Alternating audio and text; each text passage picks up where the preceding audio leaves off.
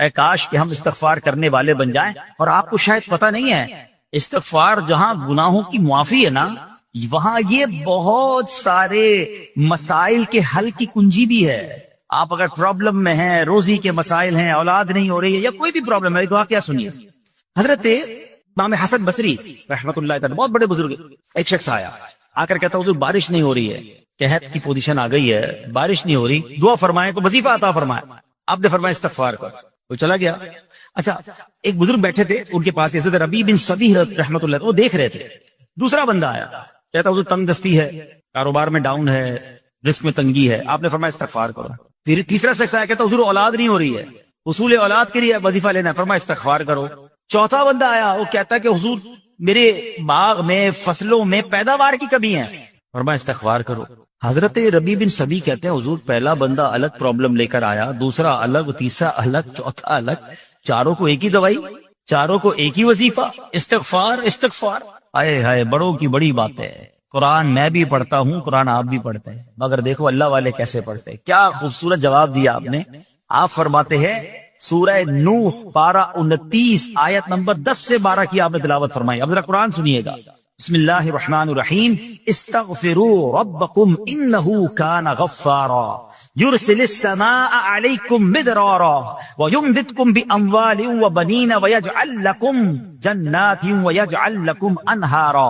سبحان اللہ. ذرا سنیے گا، اپنے رب سے معافی مانگو. استغفروا ربکم انہ کان غفارا، بے شک وہ بڑا معاف کرنے والا ہے. اب دے گا عطا، کیا فرمائے گا؟ یرسل السماء علیکم مدرارا، وہ تم پر موسلا دھار بارش بھیجے گا. وَيُمْدِدْكُمْ بِأَمْوَالٍ وَبَنِينَ وَيَجْعَلْ لَكُمْ جَنَّاتٍ وَيَجْعَلْ لَكُمْ أَنْهَارًا. فرمایا اور مالوں اور بیٹوں سے تمہاری مدد فرمائے گا، اور تمہارے لیے باغات بنا دے گا، اور تمہارے لیے نہریں نے بنائے گا. باغات بھی بڑھ رہے ہیں، اولاد بھی عطا ہو رہی ہے، مال بھی بڑھ رہا ہے، بارش بھی ہو رہی ہے. اس چیز سے استغفار سے. تو استغفار یہ آپ کے بہت سارے پرابلمز کا حل ہے، مسائل کا حل ہے. بس اپنی زبان استغفار سے تر رکھے. اچھا پھر اس میں تھوڑی سی شرمندگی بھی ہے. ایسا نہیں کہ استغفار بھی ہو رہا ہے اور دماغ کہیں اور ہے، مسکرا بھی رہے ہیں، ہنس بھی رہے ہیں اور استغفر اللہ. کسی سے معافی مانگتے ہوئے ہنستا ہے کیا بندہ؟ استغفر اللہ ربی من کل ذنب واتوب الیہ. یا اللہ میں اپنے سارے گناہوں سے تجھ سے معافی مانگ رہا ہوں. بہت سارے استغفار کے سیکھ ہیں. استغفر اللہ العظیم من کل ذنب عظیم. اے اللہ میں تجھ سے استغفار کرتا ہوں، وہ رب جو بہت عظیم ہے، اپنے سارے بڑے گناہوں سے میں استغفار کرتا ہوں. الگ الگ سیغوں سے اللہ کی بارگاہ میں استغفار کریں. ہو سکے تو کبھی گناہ یاد آئیں تو آنسو بھی بہ رہے ہوں، مگر یہ استغفار اللہ کو بڑا پسند ہے، معافی رب کو بہت پسند ہے. ابو اللیث سمرقندی رحمۃ اللہ تعالی لکھتے ہیں پچھلی قوموں میں ایک شخص تھا، اس نے بہت گناہ کیے تھے.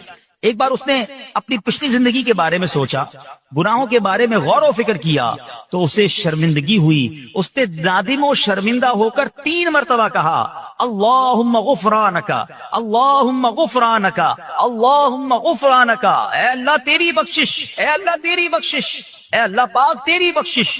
اسی لمحے اس کو موت آ گئی اور اللہ پاک نے اس کی بخشش فرما دی.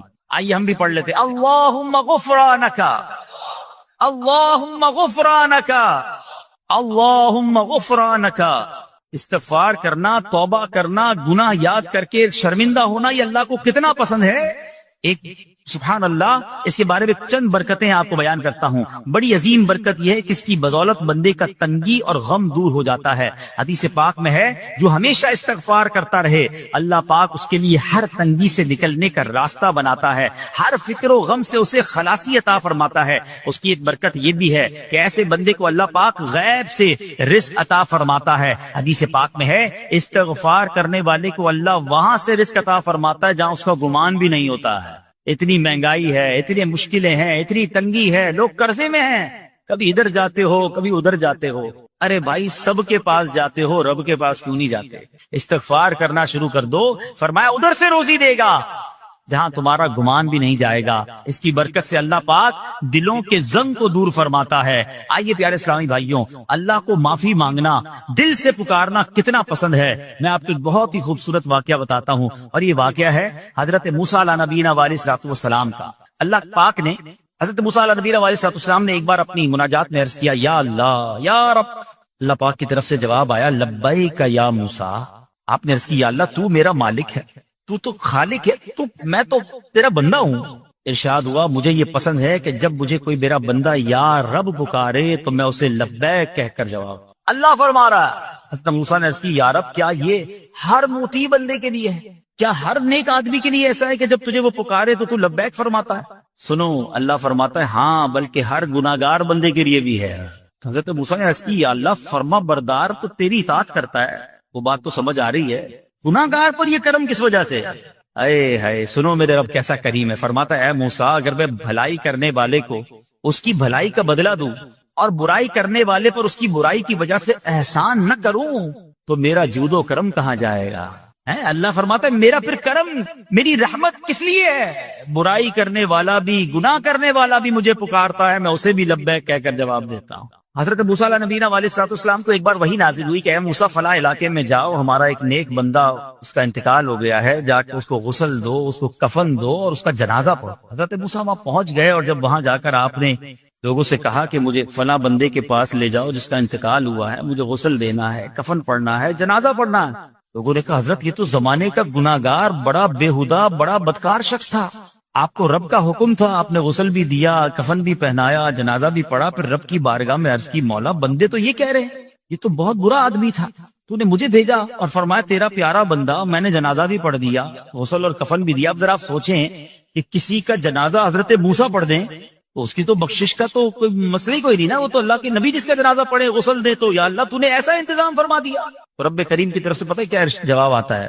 اللہ فرماتا ہے اے موسیٰ بندے سچ کہتے ہیں، یہ بندہ واقعی بڑا گناہگار تھا، جو علاقے والے شہر کے لوگ کہہ رہے ہیں نا ٹھیک کہہ رہے ہیں، یہ بندہ تھا ہی ایسا۔ یا اللہ جب اتنا گناہگار تو اتنی بڑی مہربانی کس وجہ سے؟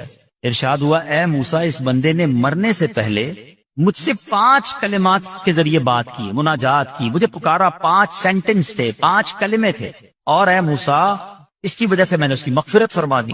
حضرت موسیٰ کہتے ہیں یا اللہ وہ 5 کلمے تو بتا دے، وہ 5 کیسے جملے تھے کہ علاقے میں سب سے مشہور بدکار اور اس کا انتقال ہو تو رب مغفرت بھی فرمائے اور اپنے نبی کو فرمائے جا کے جنازہ پڑھو۔ تو آپ نے کہا یا اللہ وہ 5 کلمات بتا دے۔ اب ذرا یہ 5 کلمات سنیے گا، ایکچولی جو بات سمجھنی ہے نا، استغفار ہے کیا، معافی مانگنا ہے کیا، توبہ کیا ہے؟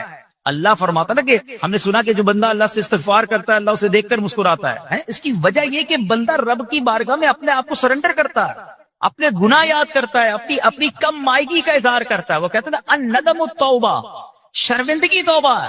شرمندہ ہو جائے نا انسان، دنیا میں پتہ کیا معاملہ ہے، ہم کسی عدالت میں جا کر کہہ دیں ہم نے جرم کیا ہے، اقبال جرم، ٹھیک ہے، تو کیا ہوتا ہے، جج کہتا ہے پھر اس کو گرفتار کرو اور سزا سناؤ، بندہ خود ہی مان رہا ہے، گواہوں کی ضرورت کیا ہے؟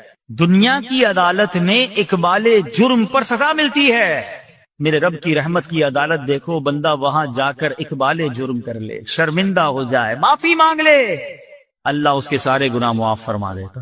یہ فرق ہے دنیا والوں میں اور رب کی عدالت میں، سبحان اللہ۔ وہ حضرت موسیٰ کہتے ہیں یا اللہ وہ 5 کلمے بتا، اور بتائے گئے تو وہ 5 کلمے سنیے گا ذرا۔ وہ بندہ کہتا ہے مرنے سے پہلے اے رب تو جانتا ہے میں نیکوں سے محبت کرتا ہوں اگرچہ خود نیک نہیں ہوں، یا رب تو جانتا ہے میں فاسقوں سے بغض رکھتا ہوں اگرچہ میں خود فاسق ہوں۔ سمجھ رہے ہیں بات؟ اے اللہ نیکوں سے پیار کرتا ہوں، مجھے پتا ہے میں خود نیک نہیں ہوں، میں گناہ گاروں سے نفرت کرتا ہوں حالانکہ میں خود بھی گناہ گار ہوں، کہیں بھی اپنی بڑائی نہیں ہے، میں گناہ گار، میں بدکار، مگر اللہ میں پیار کرتا ہوں نیک لوگوں سے۔ تیسرا جملہ کیا تھا؟ یا رب اگر مجھے معلوم ہو جائے کہ میرے جنت میں داخل ہونے سے تیری ملکیت میں کوئی کمی آ جائے گی، اے اللہ میں تجھ سے پھر جنت کا سوال کرنا چھوڑ دوں گا۔ مجھے یہ پتا ہے یا اللہ تو نے مجھے جنت میں داخل کیا نا، تیری جنت میں کوئی کمی نہیں آئے گی، بہت بڑی ہے، ہم مجھے داخل بھی کرنے سے تیرا کچھ نہیں جائے گا، اگر کچھ جاتا ہوتا تو یا اللہ میں جنت تیرے سے مانگنا چھوڑ دیتا۔ چوتھا جملہ کیا ہے؟ اے رب اگر مجھے معلوم ہو جائے کہ مجھے جہنم میں داخل کرنے سے تیری ملکیت میں اضافہ ہو جائے گا تو میں پھر جہنم سے پناہ نہیں مانگوں گا، یعنی اگر تو تیرے ملک میں تیری شان میں اضافہ ہو رہا ہے مجھے جہنم میں ڈالنے سے، پھر تو میں نہیں کہوں گا تجھے کہ جہنم سے نکال، مگر مجھے پتا ہے تو پہلے ہی مالک ہے، تو پہلے ہی خالق ہے، سب کچھ تیرا ہے، مجھے جہنم میں ڈالنے سے تیری کوئی ملکیت میں اضافہ نہیں ہونا۔ اور آخری بات کیا کہتا ہے؟ یا رب اگر تو مجھ پر رحم نہ کرے گا تو پھر کون کرے گا؟ اللہ فرماتا ہے اے موسیٰ میں نے اس پر رحم کیا، یہ میرے کرم کے لائق تھا، میرے کرم کے لائق نہیں تھا کہ میں اسے ناکام لوٹا دیتا، جب اس لیے کلمات کہے تو میں نے اسے درگزر فرمایا، اس کی مغفرت فرما دی، اور میں ہی بخشنے والا مہربان۔ تو اے میرے پیارے اسلامی بھائیوں، آج وہ کام سیکھ کے جانا ہے، سمجھ کے جانا ہے، جس کو جو بندہ کرتا ہے تو رب کی رحمت گویا مسکراتی ہے۔ اب وہ یہ ہے کہ اللہ سے معافی مانگتے رہیں، استغفار کرتے رہیں، اللہ کو راضی کرنے کی کوشش کرتے رہیں، اپنے گناہوں پر ندامت رکھیں کہ جو معافی مانگتا ہے نا اللہ اسے بہت پسند فرماتا ہے۔ حدیث پاک میں آتا ہے التائب من الذنب کمن لا ذنب له، گناہوں سے توبہ کرنے والا ایسا ہے جیسا اس نے گناہ کیا ہی نہیں ہے۔ اچھا، اب ایک اور بہت پیارا عمل جس کو دیکھ کر اللہ مسکراتا ہے، وہی میں نے جو تفسیر بتائی کہ اللہ کی رحمت راضی ہو جاتی ہے اور اللہ کی رحمت برستی ہے، رب راضی ہو جاتا ہے۔ نبی پاک علیہ الصلوۃ والسلام نے فرمایا 3 بندے ہیں اللہ پاک انہیں دیکھ کر مسکراتا اور کیا ہوتا ہے، فرمایا اور بہت خوش ہوتا ہے۔ اب وہ 3 بندے کون سے ہیں، چیک کر لیں ہم ان میں ہیں کہ نہیں۔ فرمایا نمبر 1 وہ بندہ جو رات کو اٹھے، بستر چھوڑے، اچھی طرح وضو کرے، پھر نماز پڑھنے کھڑا ہو جائے، اسے دیکھ کر اللہ پاک فرشتوں سے فرماتا ہے اے فرشتوں بتاؤ میرے بندے کو نیکی پر کس نے اکسایا ہے۔ فرشتے عرض کرتے ہیں مولا تو بہتر جانتا ہے۔ اللہ پاک فرماتا ہے ہاں میں جانتا ہوں مگر تم مجھے بتاؤ۔ فرشتے عرض کرتے ہیں اے مالک کریم تو نے اسے ایک چیز یعنی جہنم کا خوف دیا ہے، یہ اس سے ڈرتا ہے۔ اے اللہ تو نے ان کو ایک چیز جنت کی امید دلائی ہے، یہ اس کی امید رکھتا ہے۔ اے اللہ یہی خوف اور امید ہے جس نے اسے رات کی نیند قربان کر کے تیرے حضور کھڑے ہونے پر ابھارا ہے۔ اب اللہ پاک فرماتا ہے اے فرشتوں گواہ ہو جاؤ، یہ جس چیز سے ڈرتا ہے یعنی جہنم سے ڈرتا ہے، میں نے اپنے اس بندے کو اس سے امن بخشا، اور جس کی امید رکھتا ہے یعنی جنت کی، میں نے جنت اس پر واجب کر دی۔ رات اٹھ کر جب دنیا سوئی ہو بندہ اٹھ کر تہجد کی نماز ادا کرے، اللہ کی بارگاہ میں آنسو بہائے، اللہ فرشتوں کے سامنے گویا فخر فرماتا۔ دوسرے نمبر پر سنو، فرمایا دوسرا وہ شخص جو حق و باطل کی لڑائی میں شریک ہوا، ثابت قدم رہا یہاں تک کہ شہید ہو گیا، یا اللہ پاک نے اسے فتح عطا فرمائی، اللہ اس بندے کو دیکھ کر بھی مسکراتا ہے۔ جہاد کرنے والے مجاہدین یا تو شہید ہو جائیں یا غازی ہو کر لوٹے اللہ کی رضا کے لیے، اللہ کی رحمت ان پر بھی چھما چھم برستی ہے۔ اور تیسرے نمبر پر فرمایا تیسرا وہ بندہ جو رات کو سفر کرتا ہے، یہاں تک کہ رات کے آخری حصے میں جب کہیں ٹھہرتا ہے تو اس کے ساتھ والے سو جاتے ہیں مگر وہ کھڑا ہو کر نماز پڑھنے لگتا ہے، اس بندے کو دیکھ کر بھی اللہ پاک مسکراتا ہے۔ اجتماعی عبادت کے بڑے فائدے ہیں، اجتماع میں آنا، محفل میں آنا، دعا میں شرکت کرنا بہت اچھی بات، مگر اپنی عادت ایسے بھی بنائیں کہ کچھ عبادتیں ایسی کریں کہ میں جانوں اور رب جانے۔ یہ جو رات اٹھ کر دعا کا لطف ہے، رات اٹھ کر جو نماز پڑھنے کا لطف ہے نا، جب ساری دنیا سو رہی ہے اور بندہ اپنے رب کی بارگاہ میں حاضر ہے۔ علماء کہتے ہیں دن کے نوافل کے مقابلے میں رات کے نوافل افضل ہیں، کیونکہ رات سکون ہوتا ہے، رات رقت قلبی ملتی ہے، سبحان اللہ، رحمت الہی چھما چھم برستی ہے۔ ہمیں کیا کرنا ہے کہ رات تہجد کی نماز کی عادت ڈالے۔ رمضان میں بن گئی تھی نا، سحری کے لیے اٹھتے تھے تو لوگ تہجد پڑھتے تھے، اللہ کرے کہ یہ عادت بن جائے۔ کبھی کبھی اگر ہر روز نہیں ہو سکتا کم از کم کبھی کبھی کریں۔ اچھا اگر ایسی کوئی عبادت ہو بھی جائے نا کہ سب کو بتائیں نا کہ رات اٹھا تھا تو جناب دعائیں بھی کی تو آنسو بھی بہائے، نہیں، کبھی کبھی ایسا کیا کرو کہ میں جانوں اور رب جانے، اللہ سے باتیں کیا کرو۔ میں آپ کو صحیح بتاؤں، آپ مجھے ایک بات بتائیں، یہ تو آپ نے سن بھی لیا کہ اللہ کی رحمت کس قدر برستی ہے اس پر۔ زندگی میں بھی جب کبھی ہم پریشان ہوں اور رات نیند نہ آئے، کبھی کبھی ایسا ہوتا ہے پریشانی میں نیند نہیں آتی، کروٹیں بدل رہا ہوتا ہے انسان، اور اس کروٹ بدلتے بدلتے میں آپ کی جب والدہ حیات ہوگی یا ماشاءاللہ جن کے پاس ماں موجود ہے، ماں جیسی ہستی کہاں ملتی ہے۔ ایک بار اور سن لو، دنیا کی بہت ساری چیزیں میرے اور آپ کے پاس ہیں جو ریپلیسیبل ہیں، جو بدلی جا سکتی ہیں۔ موبائل فون لیتے ہیں بڑی خوشی سے لیتے ہیں، مگر نیا ماڈل آتا ہے تو لوگ بدل لیتے ہیں۔ سواری لیتے ہیں بڑی خوشی ہوتی ہے، مگر جب نئی سواری آتی ہے تو ریپلیس بدل دیتے ہیں، ماڈل نیا آ گیا بھائی اب وہ پرانی لگتی ہے۔ مگر یاد رکھو ماں باپ چلے جائیں نا، اس کے بعد ماں باپ دوبارہ نہیں ملتے، ان کا کوئی نیا ورژن یا نیا ماڈل نہیں ہے تو ان کی قدر کر لو، ان کی دعائیں لے لو۔ تو بہرحال آپ کبھی کبھی تکلیف میں ایسا ہوا ہو کہ رات کو نیند نہ آئی ہو، بے قرار ہو کر ماں کے پاس گیا آنکھوں میں آنسو لے کر کہ ماں میں پریشان ہوں، بیمار ہوں یا قرضے میں ہوں یا فلاں پرابلم ہے۔ ماں نے کیا کیا تھا، کروٹ بدل کر سو گئی تھی کہ بیٹا تو جان تیرا کام جانے، یا ماں خود بھی بیدار ہو گئی، سینے لگایا اور دعا کرنا شروع کر دی۔ بھائی ہم روئے تو ماں بھی روئی، یہ ہے نا ماں میری تکلیف۔ ایسا لگتا ہے کہ مجھے کبھی کبھی یہ فیصلہ کرنا مشکل ہوتا تھا کہ تکلیف مجھے زیادہ ہوتی ہے میری تکلیف میں، میری والدہ کو زیادہ ہوتی ہے۔ بیمار میں ہوں، تکلیف اسے، یہ رشتہ کہاں ملتا ہے؟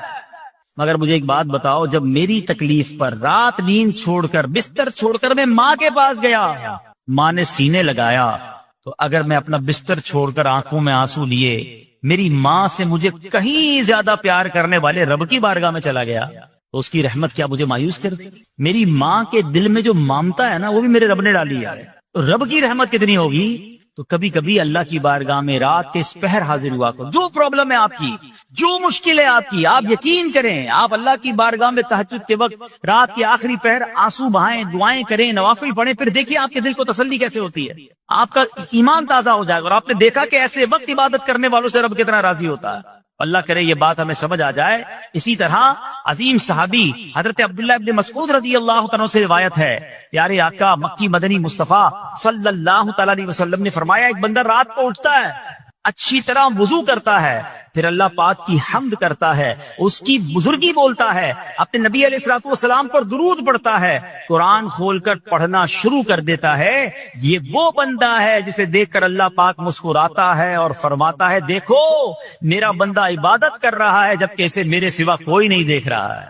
اللہ، یہ کاش ہمیں عادت مل جائے کہ ہم اکیلے میں عبادت کریں، انفرادی عبادت کریں، میں جانوں میرا رب جانے، کبھی تلاوت کریں، کبھی درود پڑھیں، کبھی دعائیں کریں، کبھی آنسو بہائیں، سبحان اللہ، اس کا مزہ ہی اور ہے۔ ہاں، کبھی ایسا ہونا چاہیے، ہم محفل میں عشق رسول کے عالم میں رو بھی پڑتے ہیں، مدینے کی یاد ہو، نعت شروع ہو تو ہماری آنکھوں میں آنسو آ جاتے، یہ بھی اچھی بات ہے، مگر کبھی کبھی رات ایسی بھی ہونی چاہیے کہ دل میں ہو یاد تیری گوشئے تنہائی ہو، دل میں ہو یاد تیری گوشئے تنہائی ہو، پھر تو خلوت میں عجب انجمن آرائی ہو۔ کبھی زندگی میں ایسی راتیں بھی آنی چاہیے، وہ ہے نا، جاگ اٹھا اشکوں کا مقدر، عشق نبی میں روتے روتے کیسی گزری رات نہ پوچھو۔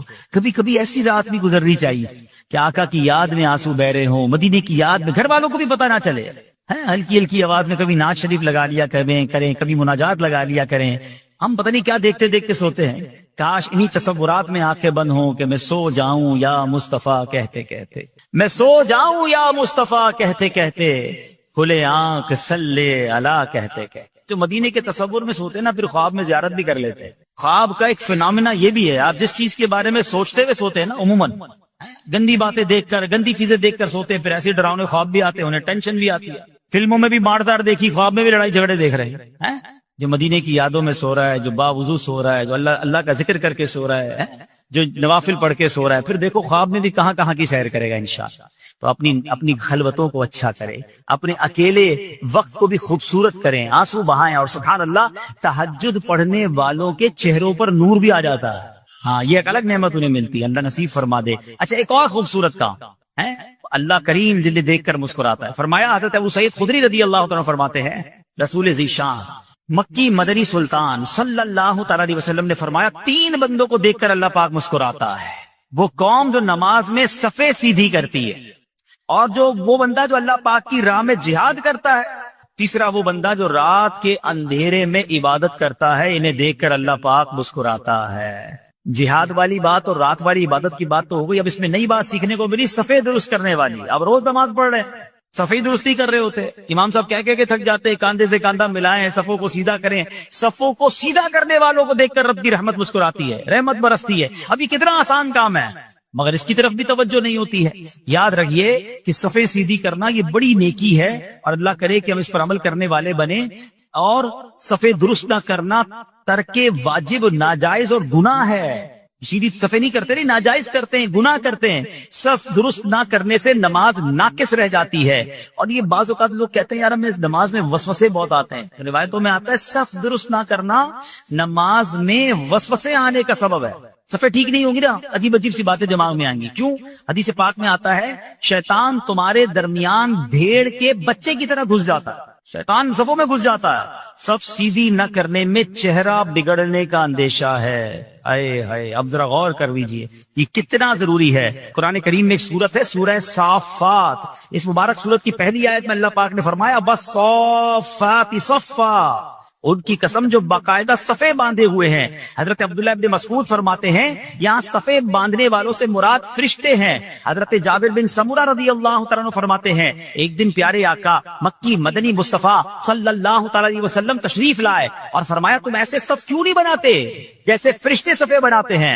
हमने अर्ज़ की या रसूल अल्लाह सल्लल्लाहु तआला अलैहि वसल्लम फरिश्ते कैसे सफ बनाते हैं। फरमाया पहले अगली सफ मुकम्मल करते हैं और खूब मिलकर खड़े होते हैं। सुभान अल्लाह, मुबारक हो उन मुसलमानों को, वो सफे सीधी करते हैं, अच्छी तरह कांधे से कांधा मिलाते हैं, गोया ये फरिश्तों का काम कर रहे हैं, फरिश्तों वाला काम कर रहे हैं। तफसीर तिबरी में है फारूक आजम रज़ी अल्लाह तआला अन्हु का ये मामूल था, जब नमाज पढ़ाने लगते तो नमाजियों को फरमाते सफे सीधी कर लो, ऐ फला जरा आगे हो जाओ, ऐ फला जरा पीछे हो जाओ। फिर फरमाते बेशक अल्लाह पाक तुम्हें फरिश्तों की तरह देखना पसंद फरमाता है।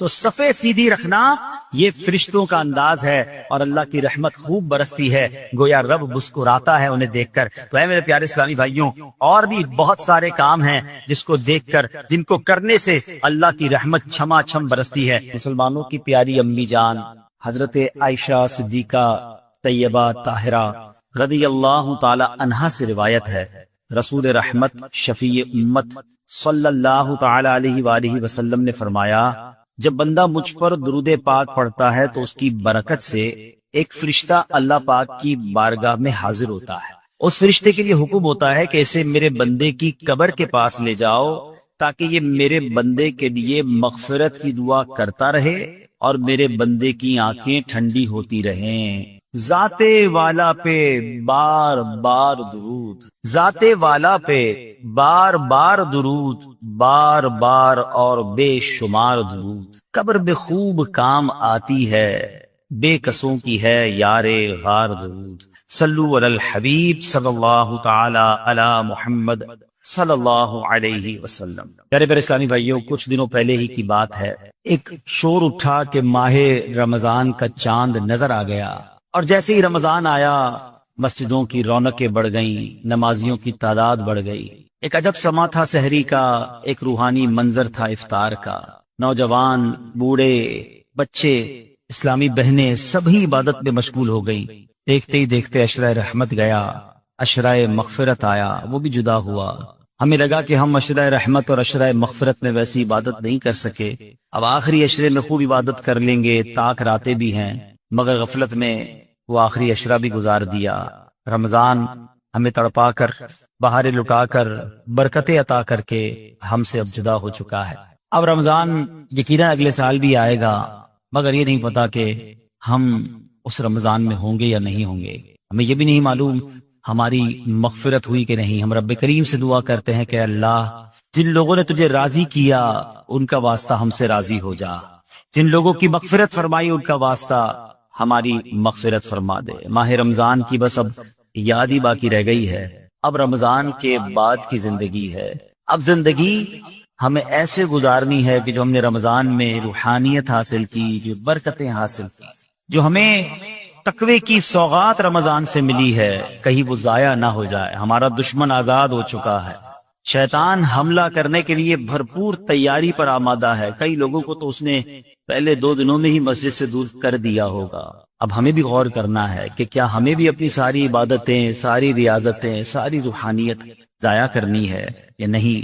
हमने इंशाअल्लाह उसको कंटिन्यू करना है जो हमने रमजान में आमाल शुरू किए थे, जो नेकियां शुरू की थी। बड़ी प्यारी एक हदीस पाक है कि रमजान वो महीना है, मन कामा रमदाना ईमानन व एहतिसाबन गुफिर लहू मा तक़द्दम मिन ज़ंबिही, यानी जो ईमान के साथ सवाब कमाने के लिए रमजान मुबारक के रोजे रखे, उसके पिछले गुनाह मुआफ कर दिए जाते हैं। और अब शव्वाल का महीना आया ना, हदीस पाक में है कि जिसने रमजान के रोजे रखे फिर 6 दिन शव्वाल में रोजे रखे तो गुनाहों से ऐसा पाक हो जाता है जैसा कि माँ के पेट से आज ही पैदा हुआ हो।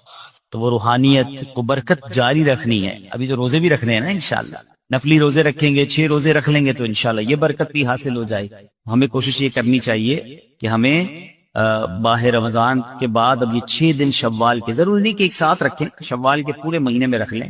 एक और खूबसूरत हदीस है कि जिसने ईद उल फितर के बाद 6 रोजे शव्वाल के रखे तो उसने पूरे साल के रोजे रखे। जो एक नेकी लाएगा उसे 10 मिलेंगी। बड़ा खूबसूरत कैलकुलेशन है। کہ جو 1 مہینے کے روزے رکھے گا ملٹیپلائی بائی 10 تو 10 مہینے ہو گئے اس کے بدلے، یعنی 10 مہینے کے روزے ہو گئے. اب 6 روزے رکھے تو 60 روزوں کا ثواب ملے گا، تو 2 مہینے وہ کور ہو گئے. تو یعنی پورے سال کے روزوں کا ثواب اگر کمانا ہے تو رمضان اور اس کے بعد 6 دن شوال کے روزے رکھنے ہیں. تو انشاءاللہ ہم پورے رکھیں گے انشاءاللہ. اب رمضان کے بعد ہم نے پہلے یہ کیلکولیٹ کرنا ہے کہ جیسے رمضان سے پہلے تھے اب ویسے ہیں یا بدل گئے ہیں. اگر کسی کی رمضان سے پہلے بھی نمازیں قضا ہو رہی ہیں اور جیسے ہی رمضان گیا پھر قضا ہو رہی ہیں، رمضان سے پہلے بھی جھوٹ تھا، ماہ رمضان گزارا اب پھر جھوٹ ہے، رمضان سے پہلے بھی حرام روزی تھی، رمضان گزارنے کے بعد دوبارہ شوال سے وہی حرام روزی شروع ہو گئی ہے، تو پھر اس کا مطلب رحمت کی بارش میں وہ نہایا نہیں ہے، اس کی زندگی میں کوئی بدلاؤ آیا نہیں ہے. رمضان تو بدلنے آیا تھا، ایک نئی زندگی دینے آیا، لیکن دیکھنا یہ ہے کہ کیا ہمیں وہ نئی زندگی ملی یا ہم پھر اسی پرانی روٹین پر، وہی گناہوں بری عادتیں، وہی بری عادتیں، وہی نگاہوں کے گناہ، وہی زبان کے گناہ، وہی کانوں کے گناہ. یہ غور کرنا ہے. اتنا بڑا انعام ملنے کے بعد بندے کو بدلنا چاہیے. مہینہ بندہ کہتے نا کسی بیماری سے نکل کر آتا ہے تو بندہ کہتا نہیں یار اب یہ کام نہیں کرنے، بیماری کے بعد مجھے پتا چلا کہ کتنا مشکل ہے، میں نے یہ والے کھانے نہیں کھانے، میں نے یہ والے. کسی بھی جگہ 1 مہینہ کوئی گزار لے، چاہے وہ ہاسپٹل میں گزار لے، چاہے کسی اچھی صحبت میں گزار لے، چاہے کہیں اچھے کہتے نا انسٹیٹیوٹ میں گزار لے، تو اس کی زندگی میں خوب بڑا امپیکٹ آ جاتا ہے، زندگی بدل جاتی ہے. ہمیں تو پورا مہینہ رحمت کے سمندر میں رکھا گیا تھا، رحمت کی بارش میں رکھا گیا تھا. صبح بھی رحمت، شام بھی رحمت، افطار بھی رحمت، سحری بھی رحمت، دعائیں قبول ہو رہی تھیں، راتوں کو ایک عجب رونق تھی. ماشاءاللہ ہزاروں لاکھوں عاشقان رسول نے، بلکہ آل اوور دا ورلڈ دیکھے تو شاید کروڑوں لوگوں نے اعتکاف کیا. اب اعتکاف کرنے کے بعد بھی نہ بدلا، مسجد میں آنے جانے کے بعد بھی نہ بدلا میں، اور پھر ویسے ہی ہو گیا. پھر قصور کس کا ہے؟ قصور تو پھر میرا ہوا نا. یاد رکھیے قصور بارش کا نہیں ہوتا، زمین کا ہوتا ہے. رحمت کی بارش تو برسی، جو زمین نرم تھی اس نے پھول اگا دیے، جو زمین زرخیز تھی اس نے کھیت اگا دیے، اور جب پہلے ہی گندگی تھی تو بارش کی وجہ سے وہاں کیچڑ ہو جاتا ہے. بندہ بعض اوقات کہتا ہے یار وہ روحانیت نہیں رہی، ہم اجتماع میں جاتا ہوں تو وہ لطف نہیں آتا، دعا میں وہ آنسو نہیں بہتے، پہلے بہت لطف تھا اب وہ کم ہو گیا ہے. کم کچھ بھی نہیں ہوا ہے. دل کی بستی خراب تو نہیں ہو گئی ہے، دل کی بستی خود تو نہیں اجاڑ گئی ہے. میرے اہل سنت لکھتے ہیں نا، بات اسیاں سے میں نے بگاڑی، دل کی ہاتھوں سے بستی اجاڑی. بات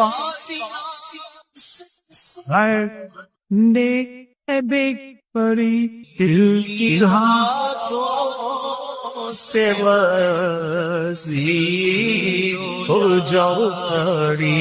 لطف و عطابت یفت ہو عطا کی ہے میرے مولا، تو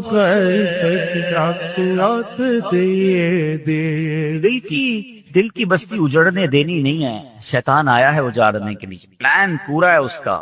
اس سے سب چھین لینا ہے، اس کی نمازیں، اس کے روزے، اس کی آنسو، اس کی دعائیں، اس کے سجدے، اس کے صدقے، اس کی خیرات، اس کے چہرے پر جو داڑھی سج گئی، سر پر جو امامے آ گئے، بہنوں نے جو پردے کی نیت کر لی، وہ آیا ہے بستی اجاڑنے، وہ آیا ہے ہم سے سب کچھ چھیننے. اب عقل مند وہ ہے جو شیطان کی باتوں میں نہ آئے، رحمان عز و جل کے رحمت کے سائے میں چھپ جائے، مسجدوں میں آتا رہے، نمازوں کی پابندی کرتا رہے، سنتوں پر عمل کرتا رہے. جی اگر چاہے بھی برائی کی طرف تو ان بری محفلوں کی طرف نہ جائے. اپنے گناہوں پر معافی مانگیں گے انشاءاللہ. راتوں کو اٹھ کر جب لوگ سو رہے ہوں گے اللہ کی بارگاہ میں عبادت کریں گے. اسی طرح فرمایا کہ صفوں کو درست کریں گے اور انشاءاللہ رب کی بارگاہ سے خوب رحمتیں لوٹیں گے. اے میرے پیارے اسلامی بھائیوں، یہ سب کب ہو سکے گا؟ کہ جب ہم اچھے ماحول میں رہیں گے. تہجد تو جب پڑھیں گے نا جب پہلے فرض پڑھیں گے. جس کی فرض ہی قضا ہو رہی ہے تو اس کو تہجد کی باری کب آئے گی؟ استغفار تو جب کرے گا جب ایسے ماحول میں آئے گا کہ جہاں گناہوں کو یاد دلا کر معافی مانگنے کا ہمیں انداز اور اس کی فکر دی جائے. تو آج کے اس پرفتن پرفتن دور میں دعوت اسلامی کا یہ پیارا ماحول آپ کے سامنے ہے، اس ماحول سے وابستہ رہیں۔ ہفتہ وار اجتماع میں، مدنی قافلوں میں، ہفتہ وار مدنی مذاکرے میں شرکت کرتے رہیں گے تو انشاءاللہ ان نیکیوں کا جذبہ بھی ملتا رہے گا، اور انشاءاللہ ایسے کام کرنے میں اللہ کرے کامیاب ہو جائے۔ تصور ہی کتنا پیارا ہے، یقین کریں، میں آپ شاید پتہ نہیں وہ فیلنگ آپ کو محسوس ہو رہی ہے کہ نہیں، یہ تصور ہی کتنا پیارا ہے کہ کبھی میں کوئی ایسا عمل کر لوں کہ رب کی رحمت مجھے دیکھ کر مسکرا دے، اللہ راضی ہو جائے، اللہ خوش ہو جائے، اور کیا چاہیے، میری تو زندگی کا حاصل ہو گیا نا۔ تو اب یہ 3-4 کام آپ نے سن لیے ہیں، اس کو عمل کرنا شروع کر دیں۔ اللہ کریم سے دعا کرتا ہوں کہ رب کریم اپنی رضا والے کام ہمیں بڑھ چڑھ کر کرنے کی توفیق عطا فرمائے۔ اللہ پاک ہم سب کو عمل کرنے کی توفیق عطا فرمائے۔ صلو علی الحبیب۔ کوئی تنگی کا شکار ہو، کوئی غربت کا شکار ہو، کوئی پریشانی کا شکار ہو، بہت غور سے یہ واقعہ سنیں۔ آپ کی زوجہ نے کہا کہ آٹا ختم ہو گیا ہے، اب روٹی کیسے بنے گی، کھانا کیسے بنے گا؟ آپ نے اپنی زوجہ محترمہ سے فرمایا کہ تمہارے پاس کچھ رقم ہے جس سے آٹا خریدا جا سکے؟ تو اس نے عرض کی کہ جی میرے پاس 1 درہم ہے جو اون بیچ کر حاصل ہوا ہے۔ آپ نے فرمایا لاؤ وہی درہم مجھے دے دو تو میں بازار میں جا کے آٹا لے آتا ہوں۔ آپ دکان پر آٹا لینے گئے، گھر میں 1 ہی درہم اور اس درہم کا بھی آٹا لینا ہے جس کا کھانا کھانا ہے۔ جب آٹے والے کی دکان پر پہنچے تو ایک فقیر وہاں آن پہنچا اور اس فقیر نے کہا کہ اے ابو المسلم خولانی، ایسا کرو یہ 1 درہم مجھے دے دو، مجھ پر صدقہ کر دو۔ آپ وہاں سے پلٹے، تھوڑا آگے گئے، دوسری دکان پر گئے، فقیر وہاں بھی آ گیا، کہنے لگا یہ 1 درہم آپ مجھ پر صدقہ کر دیں۔ فقیر پیچھے لگا رہا، آخر کار آپ نے وہ 1 درہم جو گھر سے لے کر آئے تھے آٹے کے لیے اس فقیر پر صدقہ کر دیا۔ ایمٹی ہینڈڈ، خالی ہاتھ ہو گئے۔ سوچنے لگے اب گھر والوں کو کیا جواب دوں گا، اللہ کی راہ میں صدقہ تو کر دیا ہے، اب گھر واپس لوٹوں گا تو کیا بتاؤں گا، کھانے کے لیے انتظار میں ہے، آٹا لینے گیا ہوں۔ تو اب خالی تھیلا لے کر آئے تھے گھر سے، تو آپ نے لکڑی والے کی دکان پر گئے جو لکڑی کا کام کرتا ہے، کارپینٹر جو ہوتا ہے، اس کے پاس آپ نے دیکھا ہوگا برادہ پڑا ہوتا ہے، چورا بالکل، آپ نے اس تھیلے میں برادہ بھر لیا، اور تاکہ تھیلا بھر جائے اب گھر گئے، دستک دی، تھیلا پکڑایا اور خود باہر فوراً باہر سے چلے گئے۔ میں منہ کیا دکھاؤں گا گھر والوں کو، چلو وہ تھیلا پکڑ کے اندر جائیں، اتنی دیر میں گھر سے دور چلا جاؤں۔ آپ دور چلے گئے، گھر والوں نے تھیلا کھولا تو اس میں نہایت عمدہ قسم کا آٹا موجود تھا، بڑا زبردست آٹا۔ گھر والوں نے روٹیاں بنائی، انتظار کر رہے ہیں کہ حضرت کب آئیں گے۔ اب آپ شرمندہ، آپ باہر گھوم رہے ہیں کہ وقت گزر جائے، گھر والے سو جائیں، وقت جو ہے وہ بھوک کا ٹائم تھوڑا گزر جائے۔ اب سارا دن گھر نہیں گئے، آپ کی زوجہ محترمہ انتظار کرتی رہی۔ اب آپ رات کو چپکے سے گھر میں داخل ہونے لگے کہ گھر والوں کی ڈانٹ بھی سننی ہے کہ ہم نے پیسے دیے تھے آٹا لانے کو، آپ لکڑی کا برادہ دے گئے، مگر ان کو نہیں پتا تھا اندر کہانی کچھ اور ہو گئی ہے۔ اب آپ کی فیملی انتظار کر رہی ہے کہ کب آئیں، بھوکے ہیں، ان کو اتنا اچھا ہمیں آٹا دے کر گئے، بہترین قسم کی روٹیاں بنی ہیں، آئیں تو حضرت کو کھانا پیش کیا جائے۔ آپ چپکے سے گھر میں داخل ہوئے تو آپ کی زوجہ محترمہ فوراً سامنے آ گئی۔ اب آپ شرمندہ، مگر آپ کی زوجہ محترمہ بہترین قسم کی روٹیاں انہوں نے سامنے پیش کی۔ آپ حیران ہوئے کہ یہ کہاں سے آیا؟ تو آپ کی زوجہ نے کہا یہ اسی آٹے کی روٹیاں ہیں جو آپ لائے تھے۔ جب یہ سنا تو آپ کی آنکھوں میں آنسو آ گئے، آپ رونے لگے، اپنے پروردگار کا شکر ادا کیا کہ اس نے میری لاج رکھ لی اور مٹی کو عمدہ آٹے میں تبدیل فرما دیا۔ کیوں کرنا میرے کام بنے غیب سے حسن، کیوں کرنا میرے کام بنے غیب سے حسن، بندہ بھی ہوں تو کیسے بڑے کارساز کا۔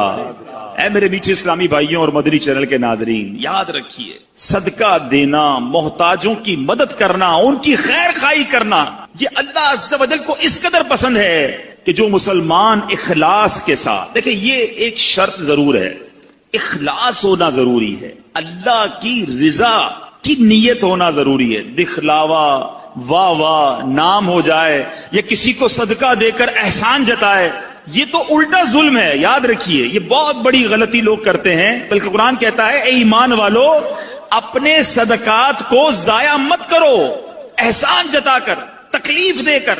اب یہاں کسی کو پیسے دیے، الٹا پھر اس کو یاد دلاتے، یاد ہے نا تمہیں نوکری لگائی تھی، یاد ہے نا تمہیں جناب میں نے قرضہ دیا تھا، وہ دن بھولے تو نہیں جب بچے کی شادی کروائی تھی۔ کتنا ذلیل ہوتا ہوگا شخص، کتنا دل دکھتا ہوگا اس کا۔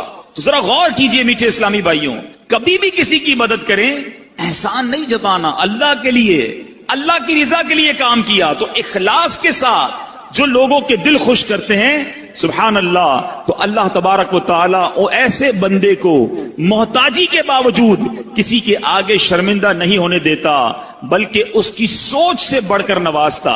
بعض اوقات کچھ لوگ صدقہ دیتے وقت، خیرات دیتے وقت، اللہ کی راہ میں خرچ کرتے وقت یہ سوچتے ہیں کہ دوسروں کو دے دیں گے تو ہمارا کیا ہوگا، ہمارے کام کیسے بنیں گے، سب کو بانٹ دیں گے تو ہمارے رزق کا کیا ہوگا۔ غور سے سنیے، حضرت سیدتنا اسماء رضی اللہ تعالی عنہا فرماتی ہیں، نبی پاک علیہ الصلوۃ والسلام نے مجھ سے ارشاد فرمایا، صدقہ و خیرات مت روکو۔ سنیے، صدقہ و خیرات مت روکو، کہیں تمہارا رزق نہ روک دیا جائے۔ جو لوگ بعض اوقات تنگی کا شکار ہوتے ہیں نا، وہ چیک کریں، یار میں نے صدقہ خیرات دینا تو نہیں روک دیا، میں نے اللہ کی راہ میں خرچ کرنا تو نہیں روک دیا، یہ خرچ کرنا ہی ملٹیپلائی کر کے واپس لاتا ہے۔ ایک اور روایت میں آتا ہے، گن گن کر خرچ نہ کرو ورنہ وہ رب کریم بھی تمہیں گن گن کر عطا فرمائے گا۔ جو لوگ گن گن کر دیتے ہیں نا، بس بھائی زکوٰۃ پوری ہو گئی، اتنا ہی دینا تھا، اب اگلے سال آنا، ارے رب کریم تمہیں عطا فرمائی جا رہا ہے، تم بھی بانٹے چلے جاؤ، تم بھی دیتے چلے جاؤ، وہ اور اپنے خزانوں سے عطا فرمائے گا۔ اے میرے بیچے اسلامی بھائیوں، سیدنا امام بدر الدین عینی رحمت اللہ تعالی علیہ، جو ابھی میں نے حدیث پڑھی کہ پیارے آقا علیہ الصلوۃ والسلام نے فرمایا صدقہ و خیرات مت روکو، کہیں تمہارا رزق نہ روک دیا جائے، اس حدیث کے تحت فرماتے ہیں، اس خوف سے اپنے مال کو صدقہ کرنے سے مت روکو کہ وہ ختم ہو جائے گا، کیونکہ اللہ عز و جل تم پر مال کی تنگی فرما دے گا، یہ تجھ سے مال روک لے گا اور رزق کے وسائل ختم فرما دے گا۔ ہمیں نہیں پتا ہوتا، بعض اوقات ہم کسی کی مدد کرتے ہیں، اس کی دعا لگتی ہے، ہمارے بگڑے کام بننے سنور جاتے ہیں، ہمارے رزق میں برکت شروع ہو جاتی ہے۔ بعض اوقات کچھ غریب رشتہ داروں کی لوگ مدد کر رہے ہوتے ہیں، کچھ لوگوں کی کفالت کر رہے ہوتے ہیں، اور بزنس چلتا رہتا ہے، کاروبار بڑھتا رہتا ہے۔ اس میں ہماری کوئی عقل، ہماری کوئی ہوشیاری، ہمارا کوئی کمال نہیں ہوتا۔ کیا معلوم جس کو تم کفالت کر رہے ہو، ہر مہینے جس کے گھر کھانا پہنچا رہے ہو، یہ اسی کی دعائیں ہیں جو تمہارا رزق بڑھتا چلا جا رہا ہے، یہ اسی کی دعائیں ہیں جو تمہیں ترقی ملتی چلی جا رہی ہے۔ تو اللہ کی راہ میں خرچ کرنے کے لیے دل کھول کر خرچ کرتے رہنا چاہیے، صدقہ دینے میں کنجوسی نہیں کرنی چاہیے۔ حضرت رابعہ بصریہ رضی اللہ تعالی عنہا کا یقین دیکھو، توکل دیکھو، آپ کا بلیف کیسا تھا کہ ایک بار دو بزرگ حضرت سیدتنا رابعہ بصریہ رضی اللہ تعالی عنہا کے یہاں حاضر ہوئے، اور یہ نیت تھی کہ حضرت رابعہ بصریہ کھانا کھلائیں گی، ان کا تو کھانا بھی رزق حلال پر مبنی ہوگا۔ اب حضرت رابعہ بصریہ کے پاس دو ہی روٹیاں تھیں، اب دو بزرگ تھے، بھوک بھی لگی ہوئی تھی، وہی دو روٹیاں آپ نے دسترخوان پر ان دونوں بزرگوں کے سامنے رکھ دی۔ ابھی روٹیاں رکھی تھی کہ دروازے پر دستک ہوئی، کسی سائل نے کہا کہ اللہ کے نام پر مجھے کچھ دیا جائے۔ حضرت رابعہ بصریہ نے مہمانوں کے آگے سے دو روٹیاں اٹھائیں اور اس سائل کو دے دی۔ مہمان ہکے بکے کہ ہم دسترخوان پر بیٹھے ہیں، ہمیں بھی بھوک لگی ہے، دو ہی روٹیاں تھی، دونوں اٹھا کر دے دی۔ مگر یقین دیکھو، اللہ غنی، ابھی وہ حیرت زدہ ہیں کہ تھوڑی دیر میں دروازے پر پھر دستک ہوتی ہے، ایک کنیز بہت سی گرم روٹیاں لے کر حاضر ہوئی اور عرض کی، یہ میری مالکہ نے آپ کے لیے بھجوائی ہیں۔ حضرت رابعہ بصریہ نے روٹیاں گننا شروع کی، وہ روٹیاں 18 تھیں۔ آپ نے کہا یہ روٹیاں میری نہیں ہیں، کہا جی حضور آپ کے لیے بھجوائی، کہا میری نہیں ہے، واپس لے جاؤ۔ وہ بزرگ دیکھ رہے ہیں، 2 گئیں، 18 آ گئیں، 18 بھی واپس لوٹا دیں۔ جب مالکن کے پاس وہ کنیز لے کر روٹیاں پہنچتی ہے اور کہتی حضرت رابعہ بصریہ نے تو واپس لوٹا دی ہیں، کہا روٹیاں کتنی ہیں، کہا 18، کہا یہ 2 بچ گئی تھی، یہ بھی ساتھ ملا کر لے جاؤ۔ واپس جاتی ہے، حضرت رابعہ بصریہ کو پھر پیش کرتی ہے کہ میری مالکن نے پیش کی ہے، پھر روٹیاں گنی، 20 روٹیاں تھیں۔ آپ نے کہا ہاں یہ میری روٹیاں ہیں، کیونکہ اللہ کے وعدے پر مجھے سچا یقین ہے، میری راہ میں 1 خرچ کرو میں 10 عطا فرماؤں گا۔ 2 دی تھی تو 18 کیسے آ گئیں؟ اللہ کی راہ میں 2 خرچ کی ہیں تو 20 ہی روٹیاں ملنی ہیں۔ اللہ اکبر۔ اے میرے میٹھے اسلامی بھائیوں، مدنی چینل کے ناظرین، جس دن یہ توکل پیدا ہو جائے نا، जिस दिन ये भरोसा रब पर हो जाए फिर देखे कैसे गैब से काम बनते हैं। हाँ, लेकिन एक बात का ख्याल रखना होगा, कहीं कोई खर्चा करते ही इंतजार करना शुरू कर दे कि आज जनाब मस्जिद के डब्बे में 10 रुपए डाले थे, अब देखो 100 रुपए कब मिलते हैं। पूरा दिन गुजर गया, 100 रुपए नहीं मिले, अगला दिन गुजर गया, फिर भी 100 रुपए नहीं मिले, ये तो 1 के 10 मिलने थे। ऐ मेरे बीच इस्लामी भाइयों, याद रहे रब की रिजा और रब हमारे बारे में हमेशा याद रखें। अल्लाह के जो फैसले हैं ना, इस पर यकीन कर लो कि अल्लाह के जो फैसले हमारे बारे में है ना, वो हमसे बेहतर रब जानता है और रब हमारे लिए हमेशा बेहतर फैसला फरमाता है। जरूरी नहीं कि आपने सदका दिया आपका माल ही बढ़ जाए, हो सकता है उस सदके की वजह से आपसे कोई आफत दूर हो जाए, आपसे कोई मुसीबत दूर हो जाए। मुझे बताएं, आपने 10 रुपए दिए मस्जिद में, 100 रुपए नहीं मिले, लेकिन आप पर आपका एक्सीडेंट होने वाला था, वो एक्सीडेंट से आप बच गए। आप पर कोई खतरनाक बीमारी आने वाली थी, आप उससे बच गए। तो वो 100 रुपए अच्छे थे या एक्सीडेंट से बचना अच्छा था? तो अल्लाह के फैसलों पर यकीन होना चाहिए। अहादीस में इंशाल्लाह आगे बयान भी करूंगा, अहादीस भरी हुई हैं, बहुत सारी अहादीस हैं कि सदका बुरी मौत को दूर करता है, सदका बला को दूर करता है, सदका मुसीबतों को दूर करता है, सदका तंगी को दूर करता है। तो ऐ मेरे बीच इस्लामी भाइयों, सदका देने में दिल की खुशी के साथ अल्लाह की राह में खर्च करना चाहिए। एक और वाकया सुनिए कि किस तरह सदके से बलाएं दूर होती हैं। सैयदना इकरमा रदी अल्लाह तआला अन्हु फरमाते हैं कि एक मुल्क का बादशाह बहुत जालिम और कंजूस था, बड़ा जालिम बादशाह, और ऐसा अजीबो गरीब कंजूस कि उसने ऐलान कर दिया कि मेरे मुल्क में अगर किसी ने मिस्कीन या फकीर को सदका किया तो उसके कोई गरीब की मदद ना करे, अगर ऐसा कोई करेगा तो मैं उसके हाथ काट दूंगा। यानी खुद गरीब की मदद भी नहीं करनी और पूरे मुल्क में भी कोई गरीब की मदद ना करे। बड़ा अजीबो गरीब ऐलान था। अच्छा जनाब, अब एक खातून थी, लोग तो खौफ से डर गए थे, कोई सदका नहीं दे रहा था, कोई खैरात नहीं दे रहा था। एक दिन फकीर मजबूर होकर एक औरत के पास आया और कहा मुझे अल्लाह के राह में कुछ दो, मैं बहुत भूखा हूं, खाने के लिए कुछ नहीं। वो औरत ने भी बादशाह का ऐलान सुना हुआ था, वो भी डरी हुई थी, उसने भी सदका देने से उसने सोचा कि सदका दूंगी तो मेरे भी हाथ कट जाएंगे। लेकिन फकीर ने कहा मुझे अल्लाह अज़्ज़ा वजल की रिजा की खातिर कुछ तो खाने को दे दो। वो इल्तिजा करता रहा, आखिर उस औरत के दिल में रहम आ गया। उस औरत ने उस फकीर को सदका दे दिया, खाने को दे दिया। अब 2 रोटियां दी उसे खाने को। फकीर रोटियां लेकर दुआएं देता हुआ चला गया। बादशाह को पता चल गया कि मुल्क में एक ऐसी औरत है जिसने किसी फकीर को सदका दिया। उसने अपने बंदे भेजे और इस खुदा तरस रहम दिल औरत के दोनों हाथ काट दिए गए, इसके दोनों हाथ कट गए। अब नीचे इस्लामी भाइयों, कुछ अरसे के बाद बादशाह ने अपनी वालदा से कहा कि मुझे अपनी मुमलिकत की सबसे हसीन लड़की से शादी करनी है। उसकी मां ने जब मालूमात करवाई तो पता चला पूरे मुल्क में एक लड़की सबसे ज्यादा हसीन है, मगर उसमें एक खामी यह है कि उसके दोनों हाथ नहीं है। उसने बादशाह से कहा, बादशाह ने लड़की को देखा, उसे पसंद आई, उससे शादी कर ली और वो औरत अब मलका बन गई। जिसने 2 रोटियां सदका की, हाथ कट गए, अब वो बादशाह की ज़ौजा बन गई। बड़ी जिंदगी आराम से गुजरने लगी, मगर एक और इम्तिहान उसकी जिंदगी में बाकी था। फिर क्या हुआ कि क्योंकि और भी उसकी बीवियां थी बादशाह की, नई नवेली दुल्हन के साथ बादशाह बहुत वक्त गुजारता, बड़ी नवाजिशात करता। दूसरी जो बीवियां थी वो हसद करती थी। एक मर्तबा बादशाह तवील अरसे के लिए मुल्क से बाहर गया तो बादशाह की बीवियों को अच्छा मौका मिला। उन्होंने बादशाह को खत में लिखा कि तुम्हारे पीछे तुम्हारी जो बीवी है, नई दुल्हन जो है, वो बुरे काम करती है, उसका किरदार अच्छा नहीं। बादशाह ने बगैर किसी तहकीक के हुक्म दे दिया कि मेरी बीवी को उठाया जाए और जंगल में फेंक दिया जाए, महल से निकाल कर जंगल में फेंक दो। अब वो औरत जंगल में पहुंच गई, बयाबान जंगल था, उसका एक बेटा भी हो गया था बादशाह से। अब इतनी देर में मेरे पीछे इस्लामी भाइयों, वो औरत उस जंगल में नहर में पानी पीने के लिए झुकी तो उसके हाथ से वो बच्चा भी पानी में गिर गया। जोर जोर से रोने लगी, बच्चा भी पानी में है, दोनों हाथ भी नहीं हैं। पुकारे तो किसे पुकारे। अचानक 2 खूबसूरत नौजवान आए। उन्होंने कहा क्यों रो रही हैं? कहा मेरा बच्चा पानी में चला गया है। उसने फौरन, उस नौजवान ने आगे जाकर उस बच्चे को पानी से निकाला। कहा और आपको कुछ चाहिए तो बताइए, कोई और आपकी ख्वाहिश हो तो बताइए, कुछ और आप दुआ करना चाहें। तो उस औरत ने कहा कि मेरे हाथ मुझे वापस मिल जाएं। उन नौजवानों ने दुआ की, अल्लाह ताला ने दोनों हाथ भी उसे वापस कर दिए।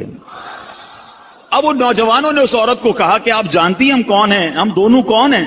तो औरत ने कहा मैं तो नहीं जानती, अलबत्ता ये मालूम है आपकी बरकत से मेरा बच्चा भी मिल गया, मेरे हाथ भी वापस आ गए।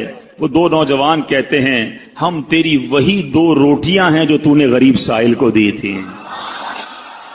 صدقہ اللہ کی راہ میں خرچ کرنا کب کہاں کام آتا ہے. اس عورت کو 2 روٹیوں کے بدلے 20 روٹیاں نہیں ملی. حضرت رابعہ بصریہ کو 20 روٹیاں ملی تھی. ہو سکتا ہے کوئی کیلکولیشن کرنے والا کہے یار میں 1000 روپے دوں گا 1,00,000 روپے مل جائیں گے. نہیں ملے, مگر اس کو ہاتھ واپس مل گئے, بچہ واپس مل گیا. کیا معلوم مجھ پر اور آپ پر کوئی بلا آنے والی ہو, کوئی مصیبت آنے والی ہو, کوئی بیماری آنے والی ہو, اگر اللہ کی راہ میں صدقہ دیں, کسی غریب کی مدد کریں اور اس کے دل سے دعا نکلے اور اللہ کریم ہم سے وہ مصیبت کو ٹال دے. تو اے میرے میٹھے اسلامی بھائیوں, مدری چینل کے ناظرین جو آج کورنگی میں مجھے سن رہے ہیں, بعض اوقات جب صدقہ اور خیرات کی بات آتی ہے تو بعض لوگوں کے ذہنوں میں یہ بات آتی ہے میں تو خود غریب ہوں, میں تو خود پریشان ہوں, میں تو خود نوکری کرتا ہوں, میں تو خود کرائے کے گھر میں رہتا ہوں, ارے میں صدقہ اور خیرات کیسے دوں. یہ غلطی ہے میرے میٹھے اسلامی بھائیوں. یاد رکھیے اللہ تبارک و تعالیٰ کی بارگاہ میں اخلاص دیکھا جاتا ہے. رب کی بارگاہ میں کوانٹٹی نہیں کوالٹی دیکھی جاتی ہے. کوئی لاکھوں صدقہ کرے, اخلاص